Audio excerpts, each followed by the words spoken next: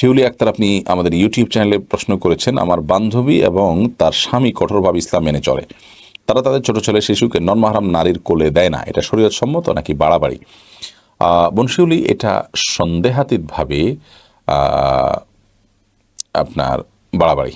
অর্থাৎ যদি শিশুটা হয় দুগ্ধপোষ্য শিশু বা এরকম, তো সেটাকে অন্য কারো কোলে দিবে না। আপনার তারা পর্দার ব্যাপারে কঠোরতা করতে গিয়ে এটা শরীয়ত যা বলতে চাচ্ছে একটু বেশি করাই হচ্ছে। তবে এটা ঠিক যে আজ ফিতনার সংকুল সময়, এজন্য বাচ্চারা একটু যখন বড় হতে শিখবে তখন অন্য কারোর কোলে দিলে নানা রকমের ফিতনার আশঙ্কা থাকে, সেটা আমরা সবাই কম বেশ জানি। তো সেই পর্যায়ে যদি তিনি একটু কঠোরতা অবলম্বন করেন এবং একটু বাছবিচার করেন, তাতে দোষী নয়, কিন্তু কারোর কোলেই দিবেন না, এটা বোধহয় একটু বাড়াবাড়ি হবে।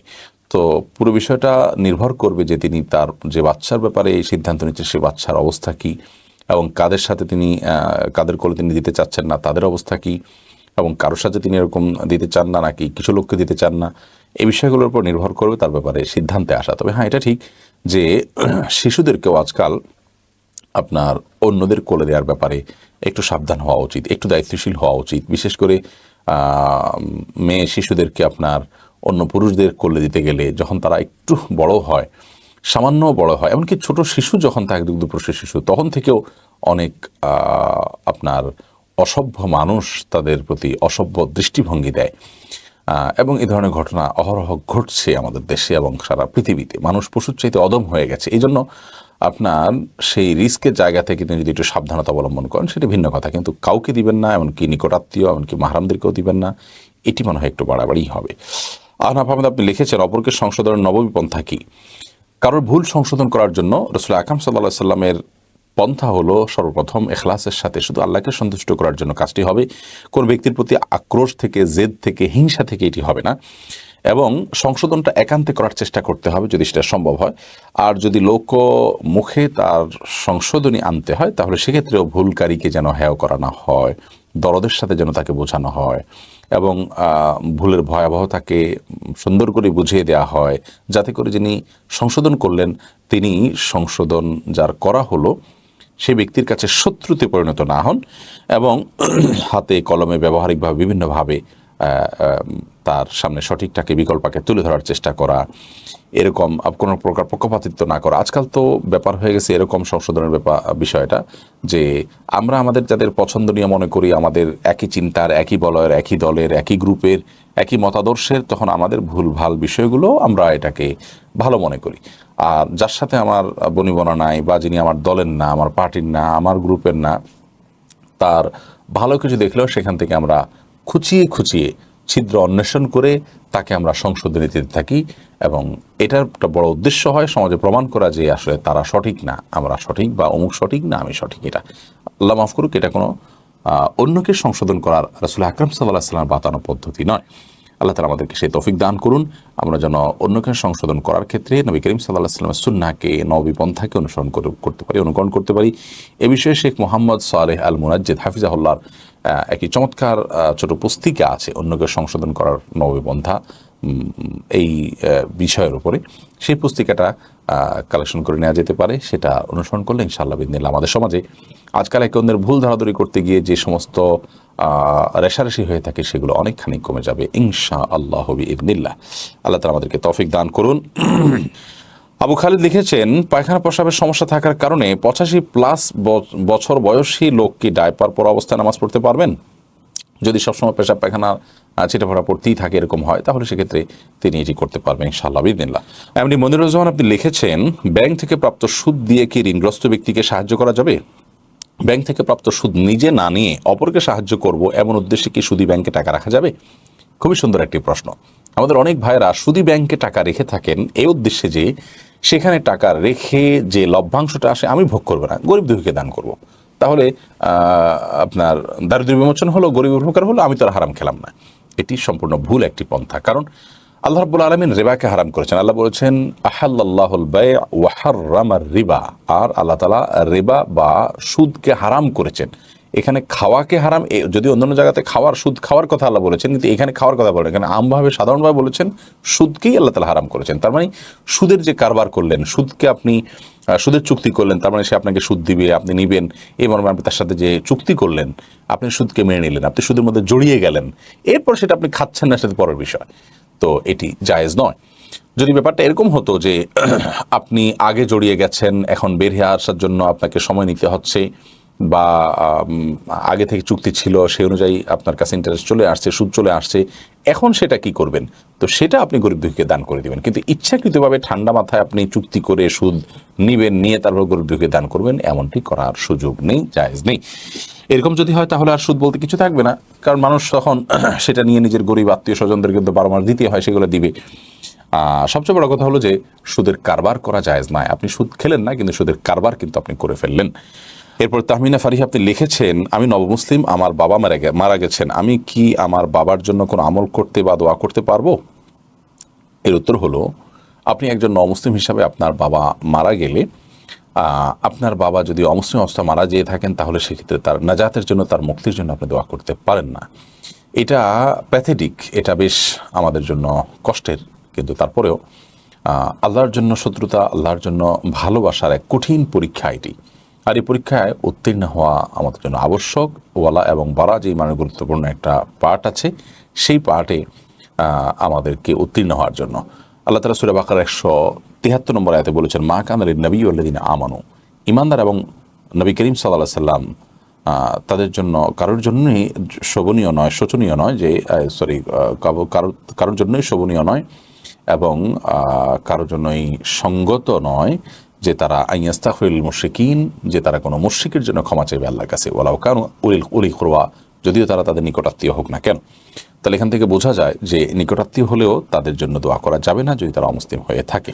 মিম খান আপনি ইউটিউব চ্যানেলে প্রশ্ন করেছেন, আমি একটা মেয়েকে আরবি পড়াই, সে কোরআন শরীফ নিবে, প্রথম কোরআন শরীফ নিলে বিশেষ কোনো দোয়া আছে কিনা, এ সময় করণীয় কি?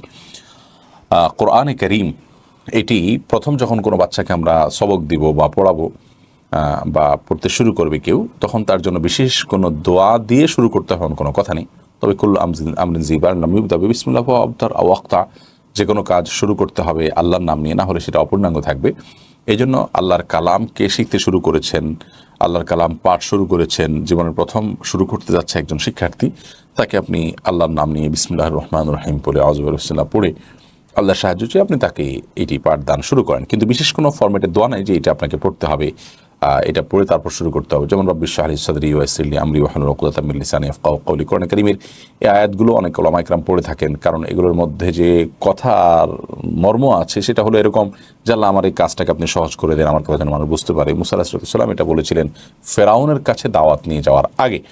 তো এগুলোকে অনেক উলামা ইকরাম কোরআন কারীমের পাঠদান একেবারে শুরু করার সময় শিক্ষার্থীকে বলে থাকেন। অনেকে রব্বিয়াসসির ওয়ালা তুআসসির ওয়া তামআনা বিল খায়র এরকম বলেন। আরও বিভিন্ন দোয়া বলার প্রচলন আছে।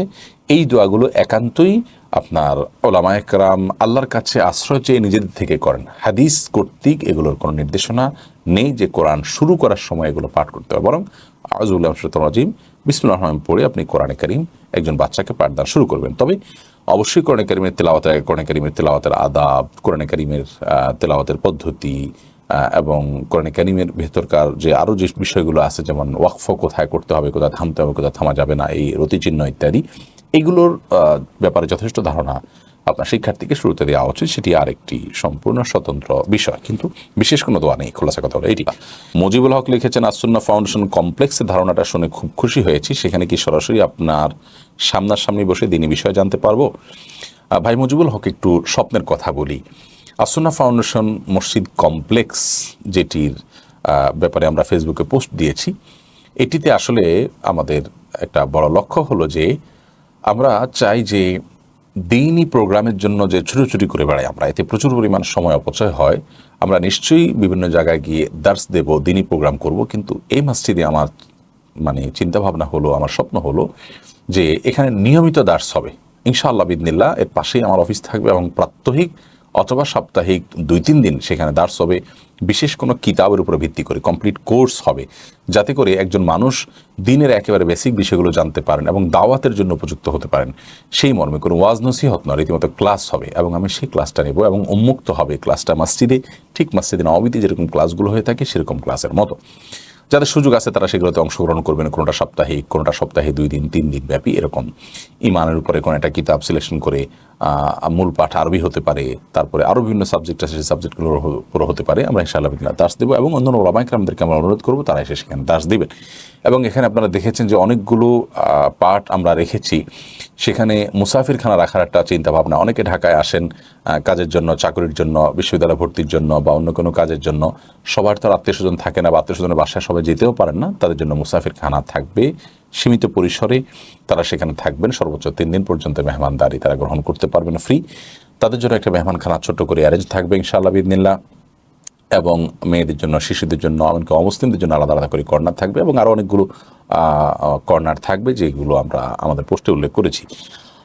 অতএব ভাই মুজিবুল হক, আপনি যেটি জিজ্ঞেস করেছেন, জানতে চেয়েছেন, তার উত্তর আমরা বলবো যে ইতিবাচক, অর্থাৎ হাবাচক জবাব দিব যে ইনশাআল্লাহ বিইذনিল্লাহ আপনি সামনাসামনি বসে দিন শেখার সুযোগ পাবেন সেখান থেকে, আল্লাহ যদি তৌফিক দান করেন। এখনও অনেককে আমরা সাক্ষাৎকার দিতে চাইলেও আসলে দেওয়ার সুযোগ হয় না।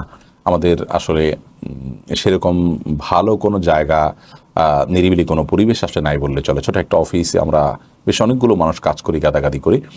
সেখানে আপনার ভিজিটরদের অনেক বেশি ভিড় হলে ফাউন্ডেশনের নিয়মিত যে কার্যক্রমগুলো আছে সেগুলো বাধাগ্রস্ত হয়। তো দোয়া করবেন আল্লাহ যেন খুব শীঘ্রই আমাদেরকে এই কমপ্লেক্সের ব্যবস্থা করে দেন। আল্লাহর খাজানায় কোনো কিছুর অভাব নেই। আল্লাহ তাআলা আমাদের জন্য সহজ করে দেন, ঢাকায় যেন 1 খণ্ড জমির ব্যবস্থা করে দেন এবং সব কিছু আসান করে দেন। আপনারা দোয়া করবেন এবং আপনাদের জানাশোনা ভাইদের মাধ্যমে, বোনদের মাধ্যমে, আপনাদের নিজেদের মাধ্যমে আপনারা আমাদের এই কাজকে বাস্তবায়ন করার জন্য অগ্রসর হয়ে আসবেন। জাযাকুমুল্লাহ খাইর। এরপরে এমডি হাবিবুর রহমান আপনি লিখেছেন, আমি সবসময় যথাসম্ভব গোপনে ইবাদত করার চেষ্টা করি, তবু নিজের ভিতর সবসময় একটা খুঁত থেকে যায়। মনে হয় যে আমার ইবাদতটা লোক দেখানো হচ্ছে। আমি এখন কি করতে পারি?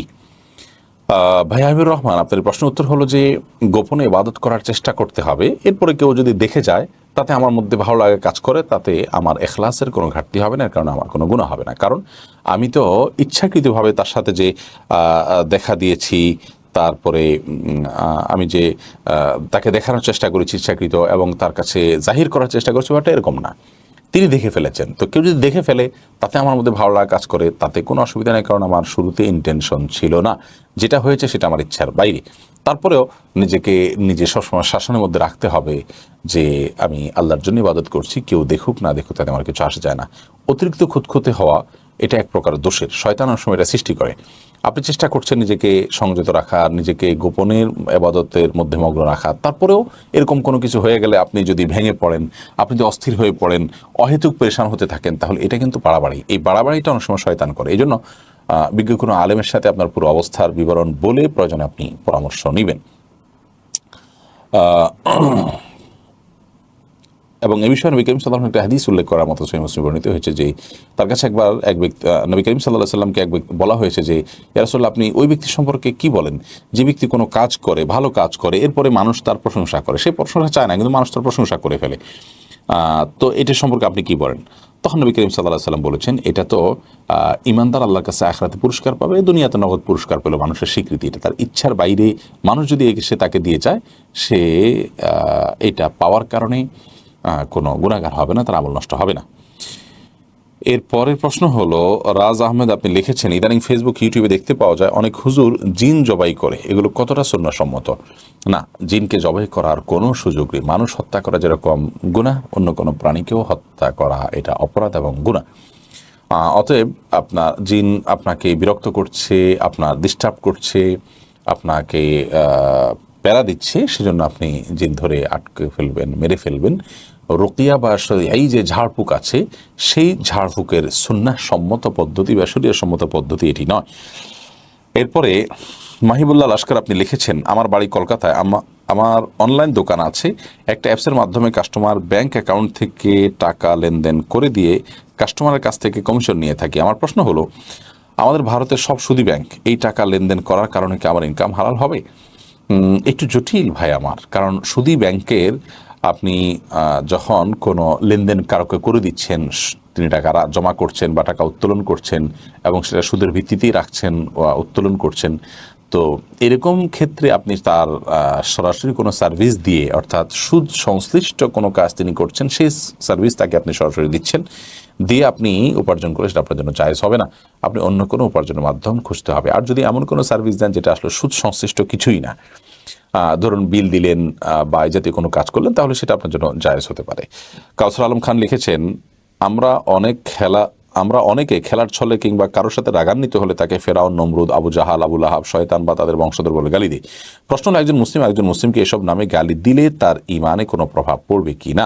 অবশ্যই ইমানে প্রভাব পড়বে ভাই কাউসার আলম, কারণ নবী করিম সাল্লাল্লাহু আলাইহি সাল্লাম বলেছেন, ইমানদার কখনো লাআন তাআন ফাহিশবাজি, অর্থাৎ ইমানদার কখনো অন্যকে গালমন্দকারী, অভিসম্পাদকারী এবং নিচু কোনো উক্তিকারী হতে পারেন। আল্লাহ তাআলা আমাদেরকে হেফাজত করুন যারা অন্যকে গালমন্দ করছেন। এই যে কথাগুলো বললেন, এগুলো সব গালি। ফেরাউন বলা, নমরুদ বলা, আবু জাহাল বলা, কোনো কাফের নাম ধরে তাকে ডাকা, তার মানে তাকে কাফের মনে করা বা তাকে ওই কাফের সাথে তুলনা করা, এটা অবশ্যই গুনাহের কথা, এটা অবশ্যই গর্হিত করা, এবং এটা কোনো মুসলমানের জন্য জায়েজ নয়। জাহাঙ্গীর আলম লিখেছেন, সরকারি খাস জমি ও সংরক্ষিত বন্যভূমির জমি ভোগ করার শরীয়তে বৈধ কি না? খাস জমির ক্ষেত্রে আমি যেটা জানি যে ওই জমির পাশের জমি আলা সেটা ভোগ করতে পারেন এবং সেখানে কোনো স্থায়ী স্থাপনা তৈরি করতে পারেন না, এবং যখন সরকার চাইবে তখন সেটা ছেড়ে দিতে হয়। তো এরকম সুযোগ সরকার তরফ থেকে, সরকার তার হক যদি ছেড়ে দেয়, তাহলে সেক্ষেত্রে সেই ভোগটা জায়েজ হবে। এছাড়া অন্যায়ভাবে খাস জমি দখল করে নিয়ে কেউ ভোগ করলো এবং অবৈধভাবে ভোগ করলো, নিয়মের বহির্ভূতভাবে ভোগ করলো, তাহলে গায়ের জোরে করলে বা যেভাবে হোক এটা করলে সেটা হারাম হবে এবং গুনাহের কাজ হবে। একই কথা সংরক্ষিত বনভূমির জন্য প্রযোজ্য, যে সেটাকে নিজের মতো করে ভোগ করা, কাটাছাটা করা, যার সাথে হকুক আম্মা জড়িত, হকুল আম্মা জড়িত, বেশিরভাগ বলছি সবার হক জড়িত, জনগণের হক জড়িত, দেশের সম্পদ, রাষ্ট্রের সম্পদ, সেটাকে অন্য কেউ এককভাবে ভোগ করা বা অন্যায় অবৈধভাবে ভোগ করা জায়েজ নয়।